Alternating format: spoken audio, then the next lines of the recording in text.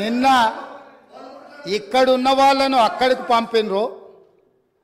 ప్రజా తీర్పును గౌరవించకపోతే అక్కడున్న వాళ్ళను అక్కడికి పంపుతారు బయటికి. కాబట్టి వాళ్ళ ఇష్టము, వాళ్ళు ఇట్లా ఉండకుంటే మంచిదని నేను అనుకుంటున్నా. మేము ఇట్లనే ఉంటామంటే వాళ్ళని ఎక్కడికి పంపించాలనో ప్రజలకు తెలుసు కాబట్టి నాకేం అభ్యంతరం లేదు. ఇది వాళ్ళ పార్టీ ఇష్టం.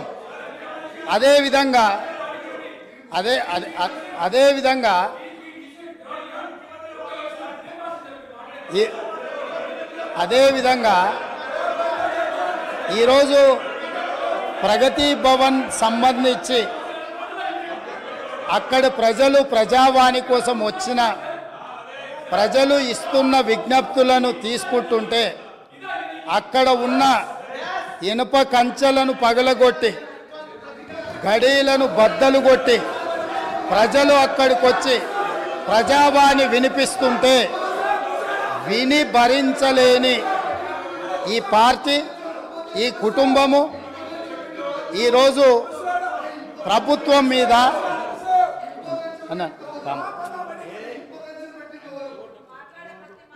ఈరోజు ఈ ప్రజలు ఇచ్చిన తీర్పును గౌరవించే కాంగ్రెస్ పార్టీ ప్రగతి భవన్ గేట్ల ముందు ఉన్న ఇనుప కంచెలను బద్దలు కొట్టి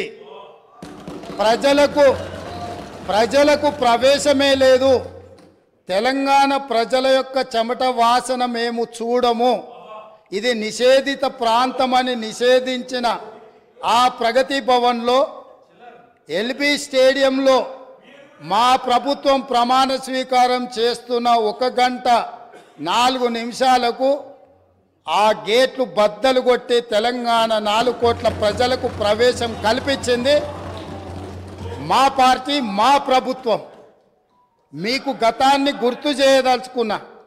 ఆనాడు హోంమంత్రి మహమూద్ అలీ గారు అక్కడికి వెళ్ళి ముఖ్యమంత్రి గారిని కలవడానికి వెళితే ఒక హోంగార్డు మీకు అనుమతి లేదు, మీకు ప్రవేశము లేదు, మిమ్మల్ని లోనికి రానివ్వము అని చెప్పి వారిని అవమానించి ఒక హోంగార్డు హోంమంత్రిని వెనక్కి తిప్పి పంపించిన చరిత్ర పుటలలో నిక్షిప్తమై ఉన్నది. ఆనాటి ఆర్థిక మంత్రి, ఆనాటి వైద్య ఆరోగ్య శాఖ మంత్రి ఈటెల రాజేందర్ గారు ముఖ్యమంత్రిని కలవడానికి అక్కడికి వెళితే అక్కడ ఉన్న పోలీసు సిబ్బంది మీకు ప్రవేశము లేదు, మిమ్మల్ని నిషేధించినము, మీకు అర్హత లేదు, మీకు ఆ స్థాయి లేదు అని చెప్పి ఈటెల రాజేందర్ గారిని ఆ ప్రగతి భవన్లకు ప్రవేశం లేదని తన సహచర మంత్రిని అవమానించి ఆ మంత్రే స్వయంగా కన్నీళ్లు పెట్టి ఈ ఆవేదనను, ఈ దుఃఖాన్ని లోపల అదిమి పెట్టుకున్న విషయాన్ని 4 కోట్ల తెలంగాణ ప్రజలకు వివరించినప్పుడు తెలంగాణ సమాజమంతా దీన్ని గమనించింది. ఇదే కాదు, ప్రజా యుద్ధ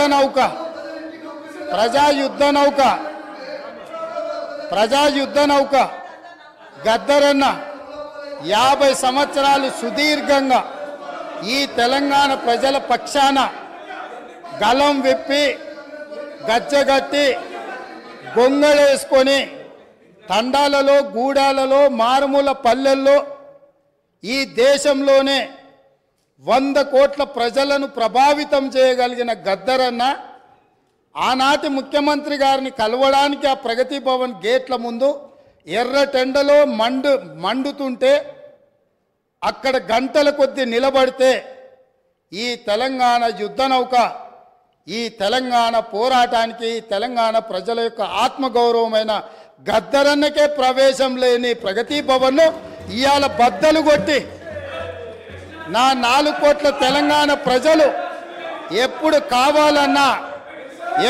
కావాలన్నా ఎక్కడికి వెళ్ళాలన్నా ఆ ప్రగతి భవన్లు గేట్లను ఇనుప కంచెల్ని బద్దలు కొట్టిన ప్రభుత్వం మా ప్రభుత్వం, ప్రజలెన్నుకున్న ప్రభుత్వం, ప్రజా ప్రభుత్వం.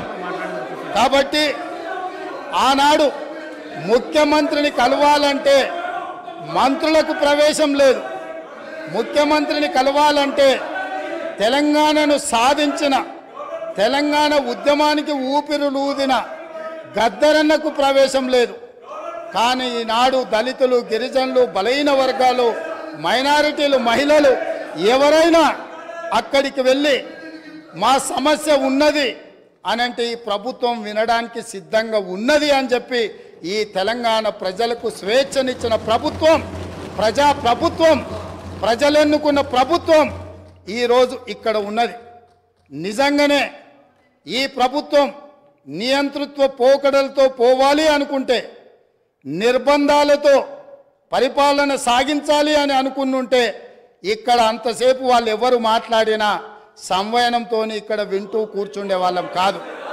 ఆనాడు 2014 తెలంగాణ రాష్ట్రంలో తెలంగాణ ప్రభుత్వం ఏర్పడిన తర్వాత జరిగిన చర్చలలో మేమందరం సభ్యులుగా ఇక్కడ నిలబడి సమస్యల మీద మాట్లాడినప్పుడు మార్షల్స్ను పెట్టి గొర్రెలను ఈడ్చినట్టు ఈడ్చి బజార్లో పడేసి ప్రజాస్వామ్యాన్ని కూని ఇక్కడనే చేసిన వాళ్ళు ఇవాళ అక్కడ కూర్చున్నారు. వాళ్ళలాగా మేము కాదు.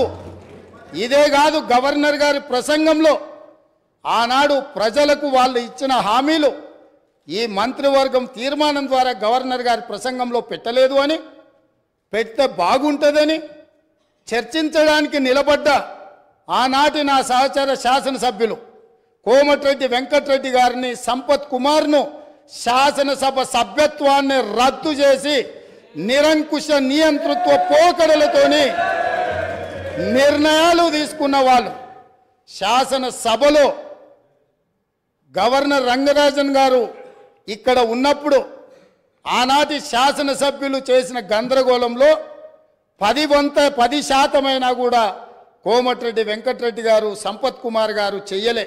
కూర్చున్న సీట్ల నుంచి లేచి నిలబడి నిరసన తెలిపినందుకు నిరంకుశత్వంగా 2 శాసనసభ సభ్యత్వాలు రద్దు చేసిన చీకటి రోజులు ఇక్కడనే జరిగినాయి.